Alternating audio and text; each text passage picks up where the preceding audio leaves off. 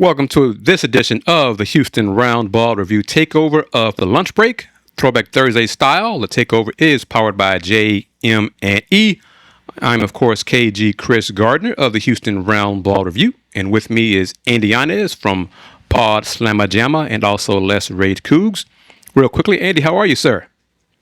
I'm doing great, Chris. How are you? I'm doing pretty well. And let everybody know who's watching us on YouTube on the Houston Roundball Review platform. And yeah, Andy, I think I'll go ahead and have you. We can share this on Twitter on Paul Slamma Jamma as well. But in addition to those platforms, just make sure everybody watch it on YouTube, hit the like button, subscribe, and I'll share it to Paul Slamma Jamma as well. We're going to do everything. We're going to go out in style as Andy and I get ready for school, the start of school in a matter of days. But we're going to get into this discussion, and hopefully our Let's Rage Coogs brothers, Fluff McKeever and Dayon Dunlap, will be joining us as soon as they can. They're coaching, doing their hoop coaching thing as we are recording this. And they join us, great. If not, then no worries, because we'll have hoop season, and they'll be joining us for that throughout the Houston Cougars men's basketball season. But the main topics of discussion for this takeover is, have you given thought to your starting five for Houston Cougars men's basketball for the upcoming season? I have not. That's a great question. Well, there's three locks in Mercy Miller, Chase McCarty, and JoJo Tugler. Those are three locks. And who's the point guard that they brought in? DJ Thomas. You'd imagine he's going to be a lock too, Right. as the one. Mm-hmm.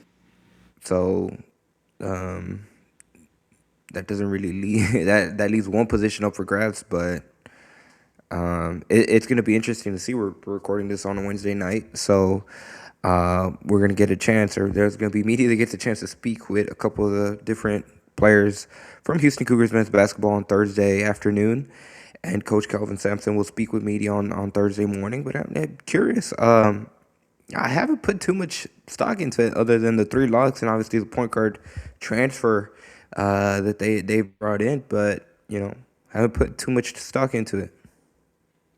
Well, I like your rationale, and I'm going to extend it to the fifth starter being another transfer, and that'll be Delrecco Gillespie.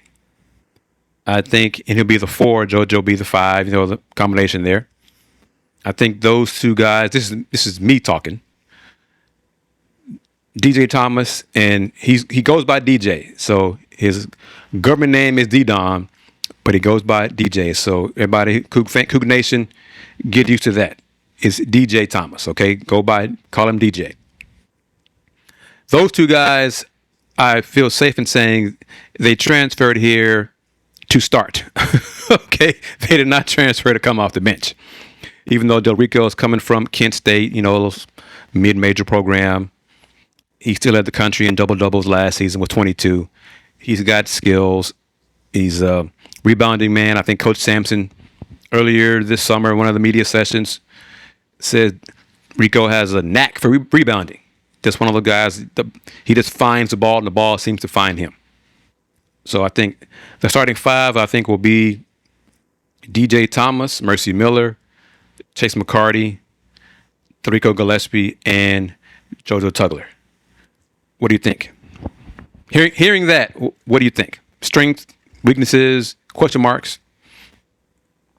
Well, the biggest question mark that comes just is going to be how Houston adapts to having a new point guard at the helm, and how quickly he's able to gel with the different pieces in Houston Cougars offense and just the roster in general. I think one of the biggest strengths that this upcoming team is going to have, that last year's team, quite frankly, didn't, and they struggled in, was rebounding, and specifically securing defensive rebounds.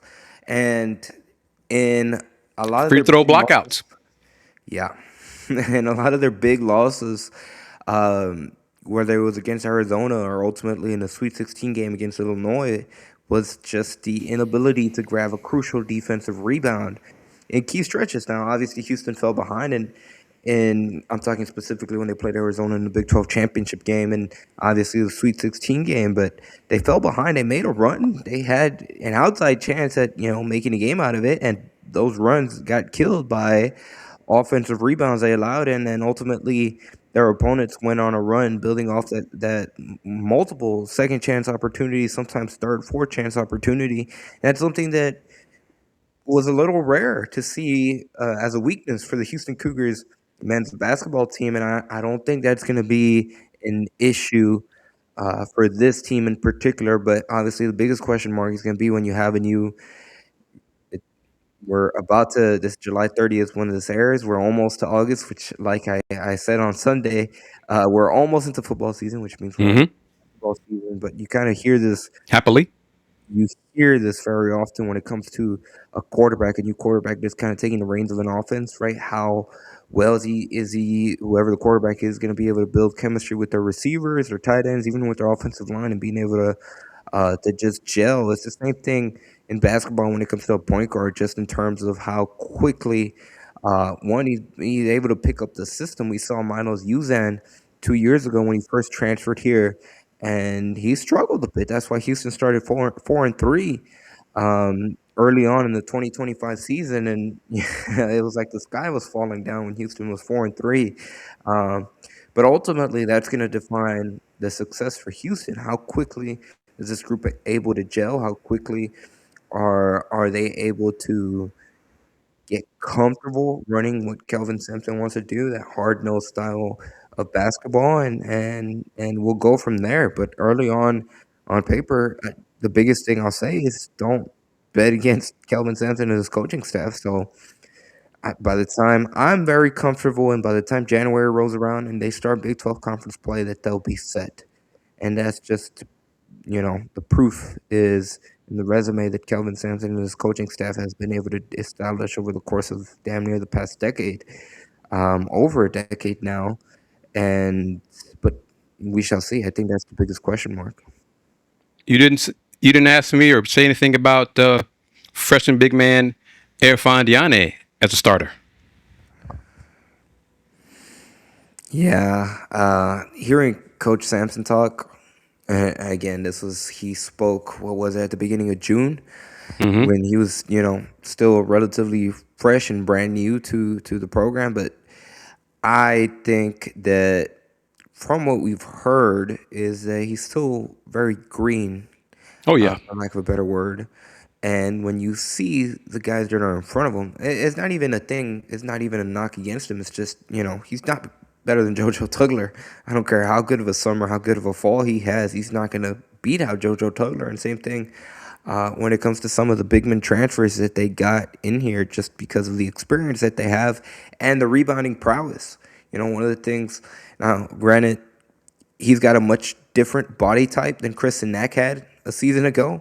But one of the things that I think contributed to Houston's struggles is that Houston had a lot of freshmen that just weren't, either body wise, weren't necessarily comfortable being able to box out some of the premier uh, opponents in the league that had for lack of a better word, kind of an NBA body size, or certainly were more built, more bigger.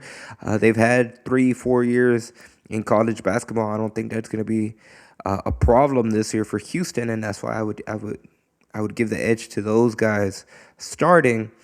And from what I've heard, it'll be interesting to see how it plays out. But I guess I'll toss this over to you, Chris. Do you see him being as a one and done? Because I am not so I sure don't I about that. don't I don't believe so. I don't see him as a one and done. He'd have to have a hell of a season, really, with coming off the bench. He's going to play. Yeah. Okay, he's not going to start unless he really does a great job sooner than expected. He's a freshman big man. A lot of freshman big men take longer to develop. He has skills. He's a legit 7 feet 7'1". He probably got on campus heavier. than Coach Sampson prefers, but he's going to, spend the time with strength coach Alan Bishop. He's lost weight. He's toning up that body. So all those things are working in his favor.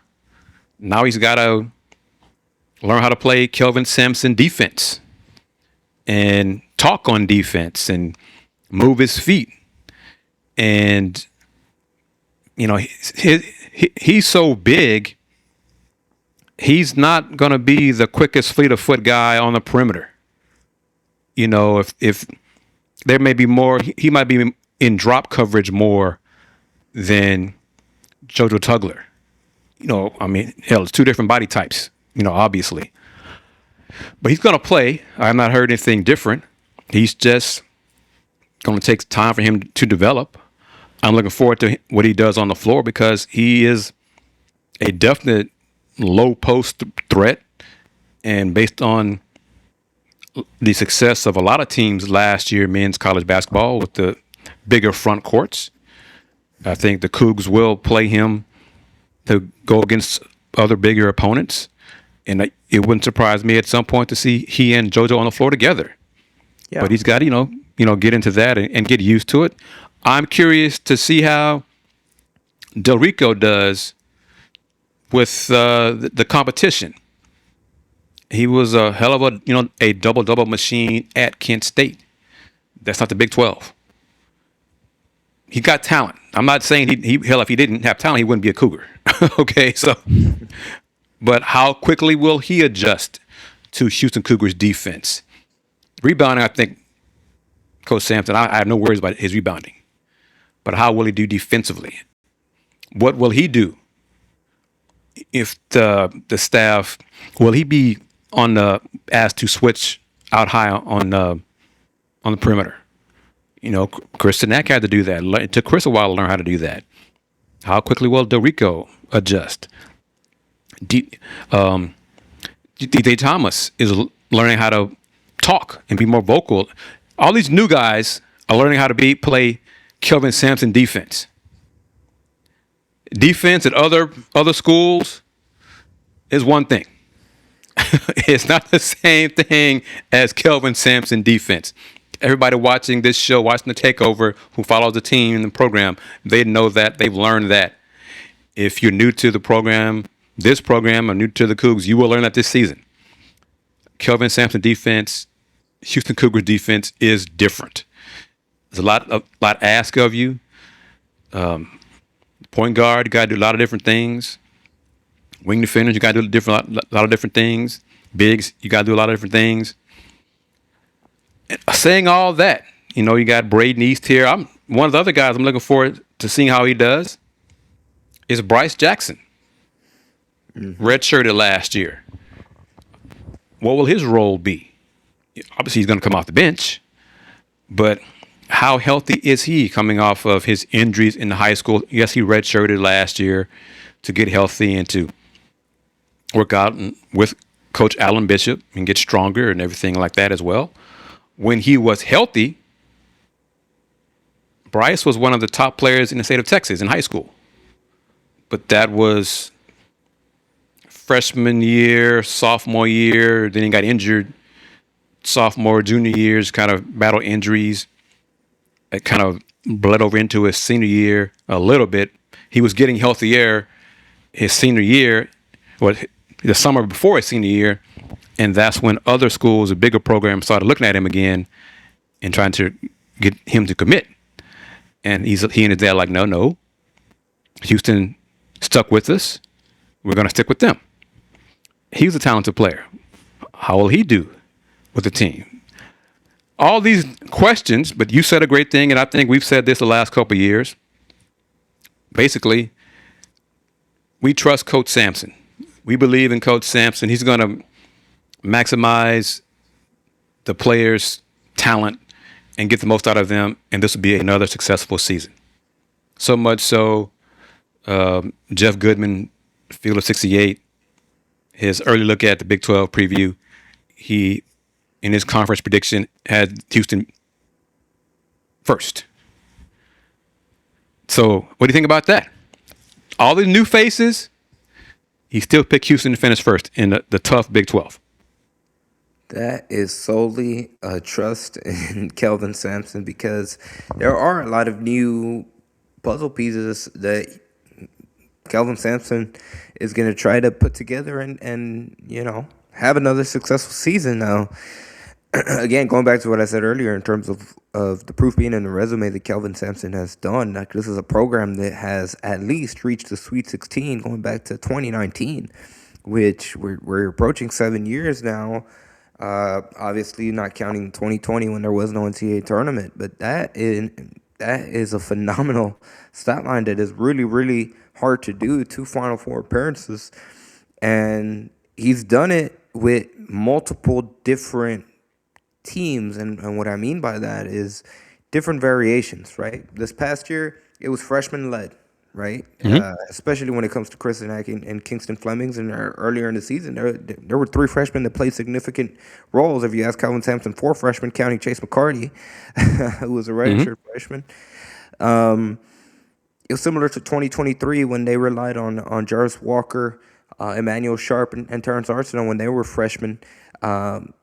2025 was much more of a veteran-led team with a key transfer in Milos Uzan, again, at that point guard position.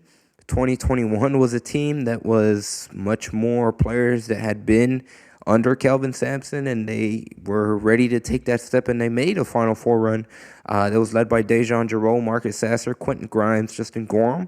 So he's had multiple teams that have been, built a little differently, and regardless of what they might look like at the beginning of the season, it seems like the baseline, well, it doesn't seem like, the baseline has been for all of those years has been at least a Sweet 16 run. And again, that's why you have a lot of confidence in Kelvin Sampson and what he's been able to do, even when it comes to making that jump to the Big 12, what they did in 2024. And, they have been at the top of the conference all 3 seasons now that they've been in the Big 12. So based on the resume, there's not really much you would expect. Now, putting them at number 1, it caught me a little, I wouldn't say surprised, but I was a little intrigued by it. I wouldn't necessarily put them at number 1 just because there's a lot of new faces, new pieces, and I think it might take a little time to gel. Whereas, the Big 12 is just stacked when it comes to men's basketball. Arguably, they were the best conference when it comes to men's basketball this past year, and they've certainly been towards the top the last handful of years, top 2 arguably every season the last handful of years when it comes to that aspect. But I think that just shows more the respect that Coach Kelvin Sampson has across the country. Okay, I'll go with you there as well. Does it also say something about the other Big 12 teams?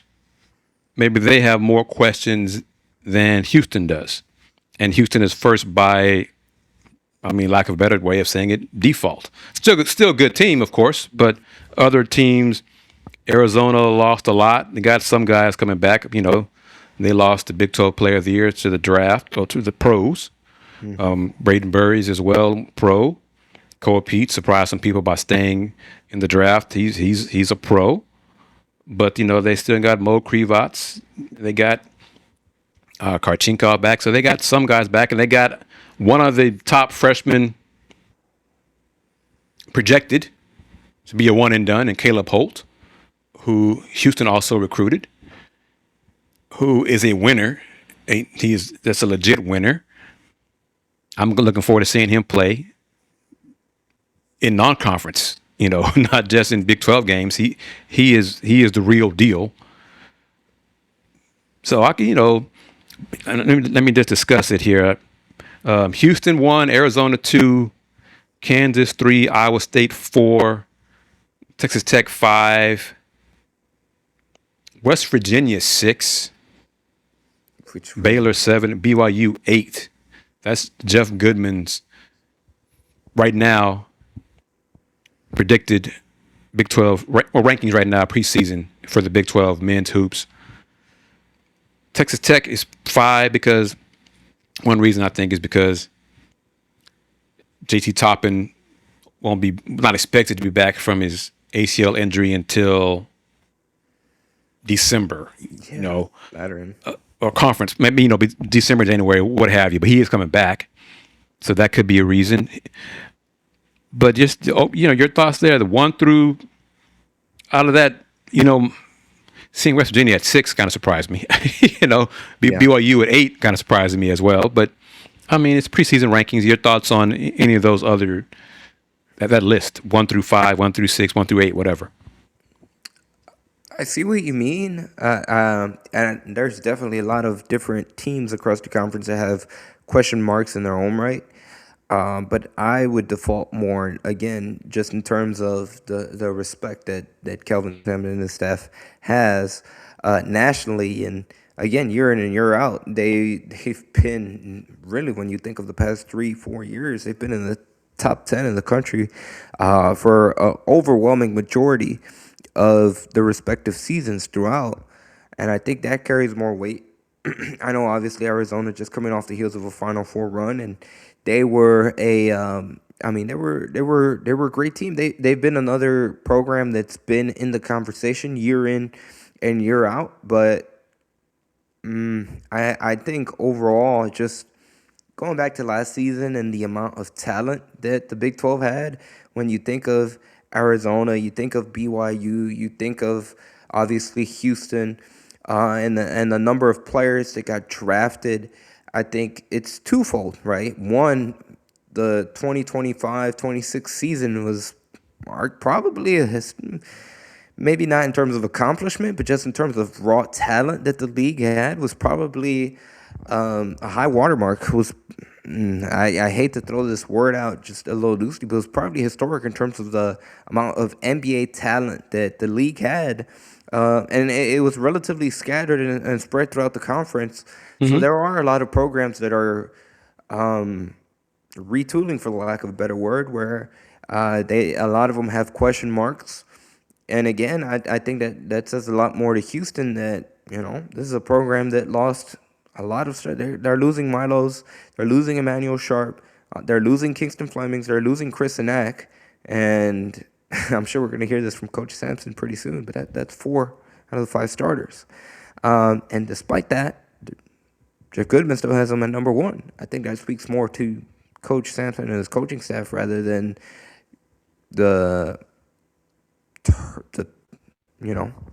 turnover that's happening across the Big 12 teams. And get ready for it, Andy, and colleagues and fans and followers. Coach Sampson will say, we lost 4 starters. You know how many starters we lost? You know how hard it is to win a game? Do you know how these guys are freshmen? They're freshmen. They're redshirt freshmen, or they're transfers. And I'm not saying it to criticize Coach. We've just covered the team so long. I've covered him since he got here, his first year here. I've heard all that stuff before. I've heard it many, many times, and I understand what he means when he says it, because Houston lost Kingston Flemings, Chris Sanak, Emmanuel Sharp, Milos Suzanne. All those guys 3 got drafted. All 4 of them are in the NBA. Milos is hanging out with the Celtics. So that's a lot, to replace. And I would not even dare ask him on the record, Coach, what are your thoughts on being picked first in the Big 12? Are you serious? What? Who did that? Jeff Goodman. Oh, what does he know? First, do you know we lost? Do you know who we lost? Come on, we're going to be lucky to win a game. Then he tempered and realized at some point he will say, we're going to be good. Don't get me wrong, we're going to be good. It's going to take a while, but we're going to be good. That's when the coach believes in the team, and it's just a question of the buy-in, how soon all the players buy in, health. That's a key factor as well. What do you expect? I guess it's kind of strong, but it's accurate, from Mercy Miller this year as a starter. I mean, I expect him to take that next step. And I mean, he should be the team's leading scorer this upcoming season, at least. I think he should be the leading scorer because I think he's more versatile than Chase McCarty. I know Chase McCarty, knockdown shooter. He's talked about trying to add more to his game and being able to make plays off the dribble, but I think Mercy Miller showed in flashes, even in going back to that Big 12 tournament championship game against Arizona, right? Flashes here and there,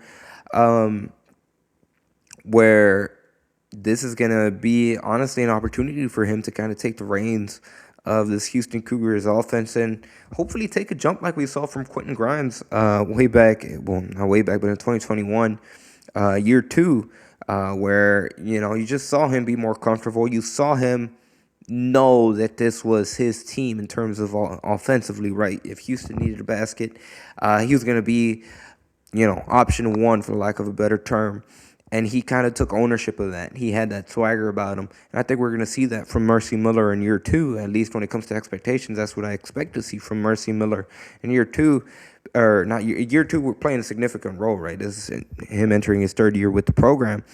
And really, I think that he's got the skill set. He can do all kinds of things. Hopefully, he's able to knock down the three-point shot at a much more consistent rate compared to last season. But he showed his ability to create off the dribble. He showed his ability to get to the rim, which hopefully he's able to do much more consistently this year. And if he's able to knock down the three-point shot at a much higher rate, that's just going to open the floor for him. And then on the opposite side, having Chase McCarty, having him have the ability to play off ball and hopefully get more spacing on the floor, that's going to open up the lanes for him. And I think the offense is there for him to take ownership of. Agreed. I think the offense is going to look a little different. A healthy Chase McCarty. Chase battled wrist injuries, wrist issues, thumb, finger issues. JoJo Tugler was finally getting healthy toward the end of the season. We saw his offense pick up. DJ Thomas is a different kind of point guard. He can score a little bit more. He's a little more aggressive. Mercy Miller has, I think, the best all-around offensive game. Can beat his man off the dribble. Can shoot from the outside. Finish at the rim. Delrecco Gillespie can score on the post. And he's got different moves, and throw the ball down low. And so it'll be interesting to see how if he starts playing well enough that teams start double teaming him. Because if that happens, that's just another that opens up more for Houston's offense. That'll be a luxury that they haven't had in a long time. Since Juwan Roberts. Just have the ability to go down to a player where you can count on him for a basket. And in that 2025 run to the Final Four, that was crucial for Houston, right? Because whenever they would go on scoring droughts, they could just drop it down to him and know he's going to have a go-to move, and he had his go-to counter, like Coach Sampson said. And that's something that this past season, right, Houston just didn't have. They didn't have a player they could rely on. We need a basket. We need someone to stop the bleeding. And we saw it again against Illinois. That came up and ultimately bit them, and was one of the reasons why they weren't able to overcome Illinois in the Sweet 16. Either throw it down low for a low post option, or have guys who can attack the paint, beat the man off the dribble, either finish at the rim or get fouled and get to the free throw line. Those are two things that last season's team was not strong at. This season's team is a little different. This season's team has more veterans, but some of the veterans are new to being Houston Cougars. So we'll see how quickly they adjust to that. We're going to take a break here on this edition of the Houston Roundball Review Takeover. It's me, KG Kris Gardner, with Andy Yanez from Paul Slamadjama and Let's Rage Coogs. When we come back, I'm going to pick Andy's brain about a certain 40-plus-year-old man going to the 76ers. You're watching this edition of the Houston Roundball Review Takeover on Houston Roundball Review YouTube channel, as well as part of the BS3 Network. Be back in 90 seconds.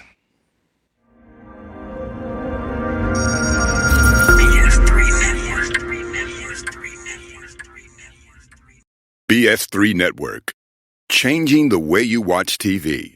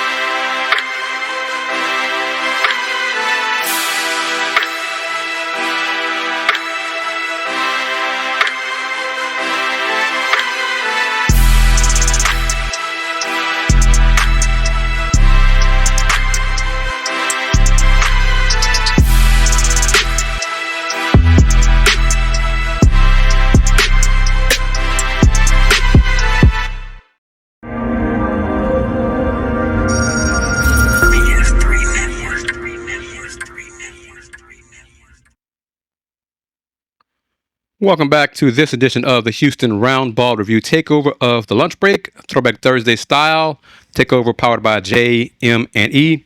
You're watching on the Houston Roundball Review YouTube channel, the Pod Slamma Jamma YouTube channel, Pod Slamma Jamma on Twitter, as well as the BS3 Network on YouTube as well. Talking Cougar Hoops with Andy Yanez from Let's Rage Coogs and Pod Slamma Jamma. Andy, I want to say this. I forgot to mention it, and I don't know if it's been mentioned by colleagues locally.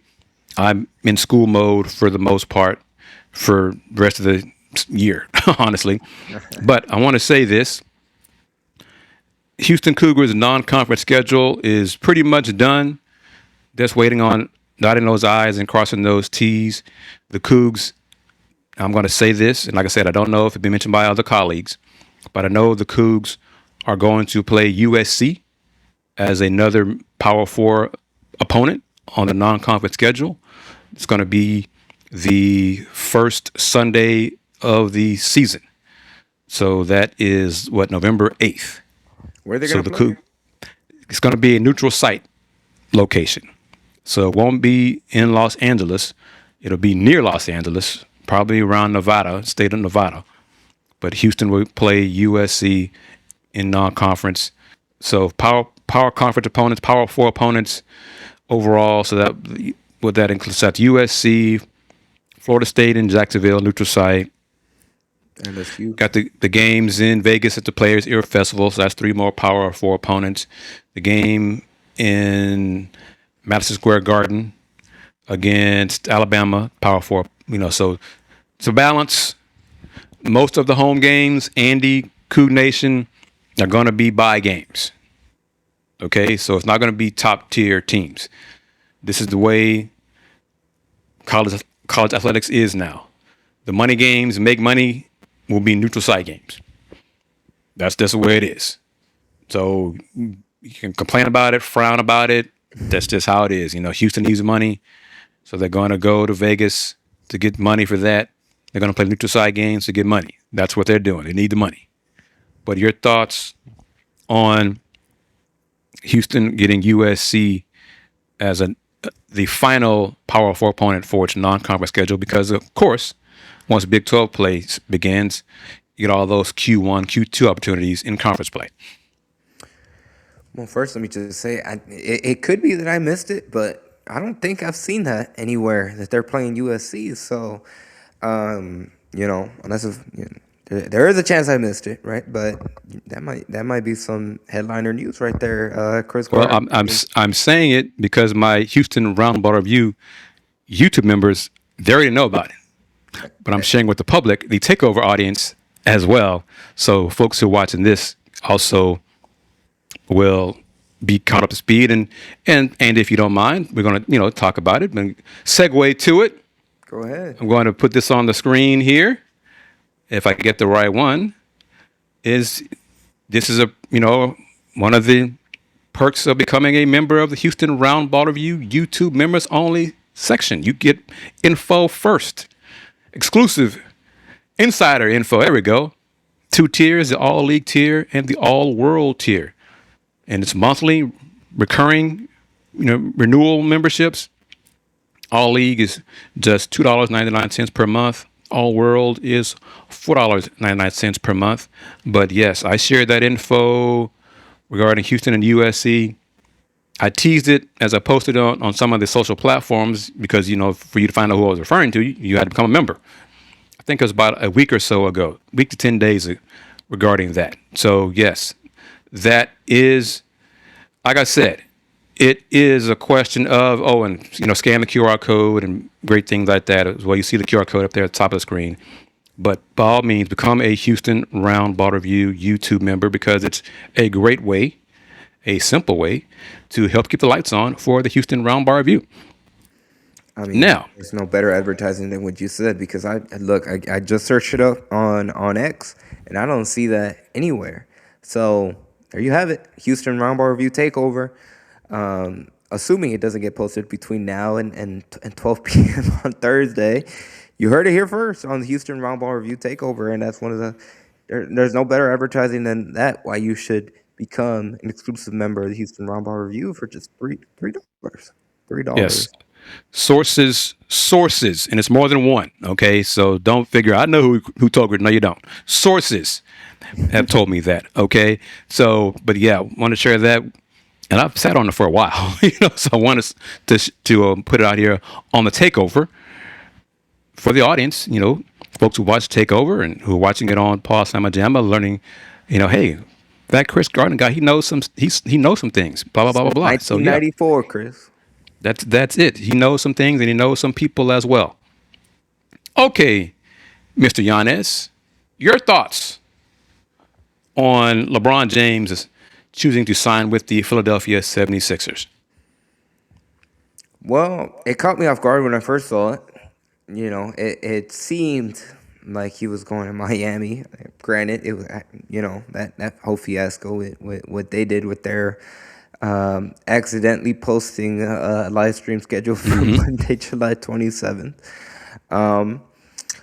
I think overall, when we're talking about basketball specific, I love the fit. You think about what Philadelphia has been able to do this all season. We talked about their acquisition of Jaylen Brown a couple weeks ago right here on the show on the Houston Roundball Review Takeover, and we questioned more kind of Boston's reasoning, rationale behind sending Jaylen Brown to the team that had just knocked them out of the playoffs and a team that they're going to see, very frequently in the Eastern Conference. And now you think about what they've been able to do, adding LeBron James on a deal that is phenomenal. 2 years, a roughly $8 million per year, which, No, not per year.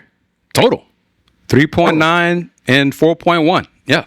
So $4 million per year, which is again absurd when you think about having a player of LeBron James caliber. I don't care how old he is, considering he was making 50 million, north of 50 million for the Lakers this past season, which is just a bargain, regardless of again how old he's at. And now you look at their starting lineup, and again, on paper, right, we have a really, really strong lineup of LeBron, Jaylen Brown, Tyrese Maxey, VJ Edgecombe, and Joel Embiid. Now, obviously, one of the biggest factors for the Philadelphia 76ers is going to be the health status of Joel Embiid. Can he stay healthy? Can he stay on the court? And they've made a couple of under-the-radar moves since then. I think it was today that what was it? Which they acquired Janai Broom, who Houston fans are really, really familiar with. Oh, no, I think they're trading him. They're trading him away. Yeah. And then to open up another spot, a guard, another like that. So yes, that's their plan. Trading a big man for a guard. So they could potentially add, another slot there, whether it be for the veteran minimum. They recently added Contavious Caldwell Pope, correct? For That's the person they're eyeing to get. Because so KCP has to clear waivers, whatever kind of thing, but he's going to end up there. That's the plan. Yeah, the so expectation. they're building some under the radar moves, but just looking on the surface of the 5 players that they have, that's going to be their starting lineup again, barring injury. I mean, is there really another starting 5 in the East that you would take over them if there's health wise? Well, Even look and at the Knicks. no, but you talk about Joel Embiid staying healthy. Can LeBron stay healthy? He's up there in age too. He's Yeah. dealt with nagging injuries the last few years as well. And I said this on Folks Talking Sports on Sunday. You know it. Father Time is undefeated. So at some point, he has done a great job of keeping himself in shape and being as physically fit as possible. But at some point, the body's just going to break down, even if it's just freak injuries. Sprained ankle that just takes longer to heal, or sprained his knee, or whatever. It could happen. Will it be this season? I'm not wishing it on him. I will say, being objective, Philly on paper is better than the Pistons. They're the best team in the East on paper. But, the Knicks are the reigning champs. LeBron at point guard, as Shams Charania has, reported, that's an interesting look. LeBron is a willing passer. I'm not, if they make LeBron the point guard, that's going to be a lot of wear and tear on him, because if I'm the opponent, I'm going to guard him 94 feet. If they let him catch the ball on the inbounds, I'm going to wear him down. So maybe he can be the point guard in the half court.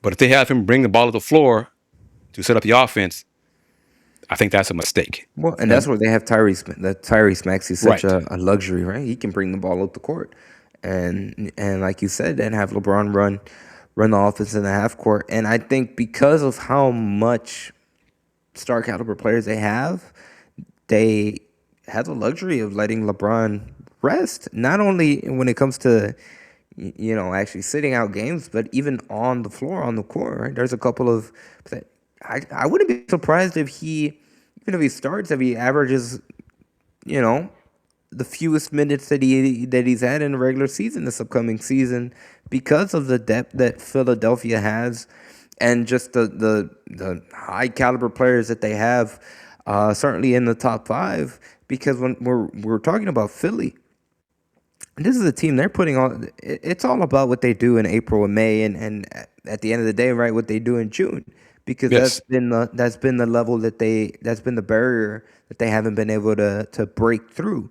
It's been the second round, and I think for them, regular season success, they're gonna, in a perfect world, they're a top 2 seed, top 3 seed, and but for them, I don't really think they care about seeding. It'll be much more of matchups, and they're playing for the playoffs, because if you get those 5 in a 7-game series and they're all healthy, especially when we're talking about the Eastern Conference, it's going to be really hard to bet against them.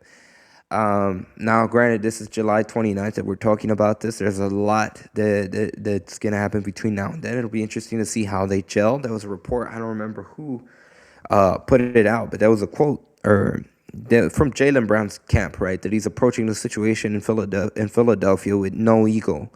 And that was something that was made a lot of when it came to the Boston Celtics. You even saw the chirping coming from Jason Tatum, and it would look was a camp, and there was the talk of the town across the nation when it comes to the sports talk shows about, was it a shot at Jaylen Brown? He said, right, he doesn't want to be surrounded by people who think they're the smartest in the room, and this and that, blah blah blah blah. Clearly, that relationship had fractured in Boston. But we just talked about the Houston Cougars, right? A lot of new faces. How are they going to be able to gel this upcoming season? It's going to be the same for Philadelphia because there's going to be a lot of players that are going to have to make sacrifices and adjust to new roles. Jaylen Brown, LeBron James, Tyrese Maxey, Joel Embiid, they're all going to have to sacrifice and adjust to new roles, especially early on. So it'll be interesting to see how they figure it out. But I think, again, it's a big if because, like you said, Yes. Joel Embiid historically has not been able to stay healthy. He's always had to battle something, even this past season. LeBron James, like you mentioned, he's up there in age, 40-plus years old. Regardless of all the treatment, all the millions that he puts into his body at a certain point, right? Father age just catches up to everyone. But if they are able to stay relatively healthy in a 7-game series, it's going to be really hard to beat them, especially if they're able to gel because they have a good mixture of experience. I know LeBron is up there in age, but Jaylen Brown's still in the prime of his career. Tyrese Maxey is definitely getting up there into the prime of his career. Joel Embiid is probably, again, if healthy, which is a big if. He's still towards the probably latter half of the prime of his career, but he's still up there. And when it comes to his ability to perform on the court and in VJ Edgecombe, he could be taking a leap too. We don't know what he's able to do this Right. upcoming year after a great solid season for Philadelphia. And then again, the kind of pieces they're able to fill the roster, I think now they're going to be able to attract good talent. KCP being one of them, solid role players that know what it takes to be able to make winning plays and ultimately come out with a championship. I think that's what makes them really good.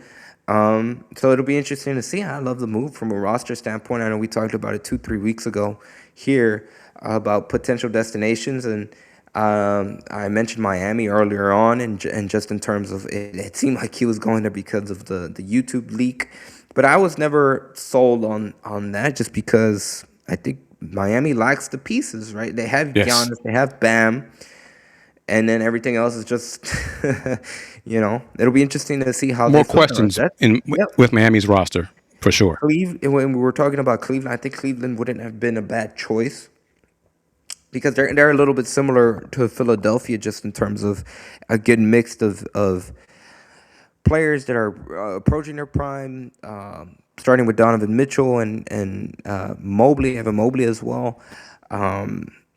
But just looking at they kind of looked outmatched in that Eastern Conference Finals, and having both James Harden and LeBron, well, assuming James Harden would have gone back to Cleveland had LeBron James signed there, that potentially could have been two liabilities, right? That you have on defense that younger teams like Detroit, New York, shoot even Boston, right? They could exploit.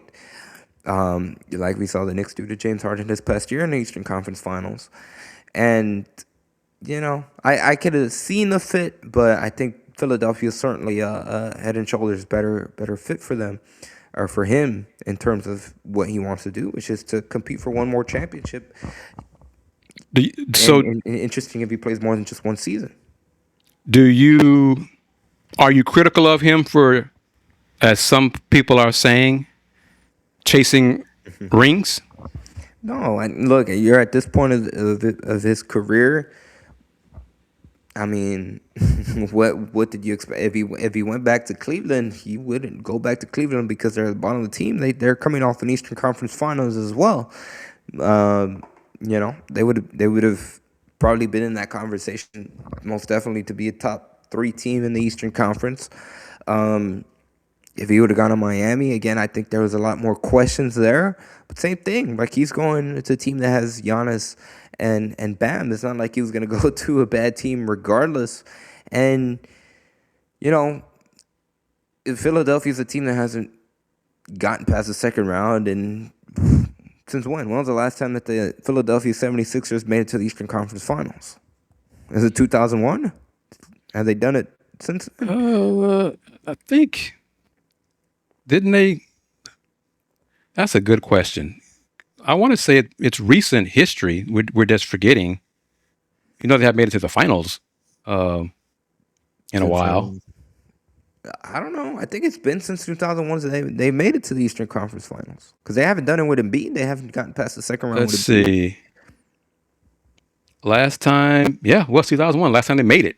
Yeah. So it's been Well, 25 yeah, because I years. remember now. Think about it. The criticism of Joel Embiid. Yeah, he never got. Yeah. So yeah, yeah. So it's been 25 years since they made it to the Eastern Conference Finals. It's not like he's joining the prime. Not to take shots, Chris, but he's not joining the prime Golden State Warriors, coming off the heels of an NBA Finals run. Um, Hey! and You're he talking about future Piston there. Oh, my fault. My fault. so Oh yeah. and again he's 42 years old. How old is LeBron? 42. He will be 42 in soon. So Let's I see how mean, soon will he be 42. Let's see.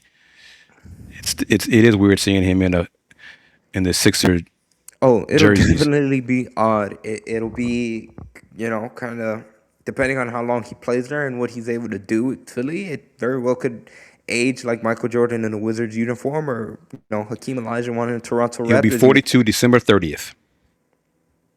So he's 41-year-old picking a Philadelphia 76ers team, and he's expected to be a starter. And we just talked about him playing point guard, right? It's not like he's just going there to be a role player, come off the bench. No, he's going to play a significant role. He's expected to carry a significant role, and kind of, for the lack of a better word, he's going to be the mastermind of the Philadelphia 76ers offense and bring that championship pedigree. He's the one that's bringing that experience to Philadelphia. They have never won before. Joel Right? Embiid has never gotten past the second round.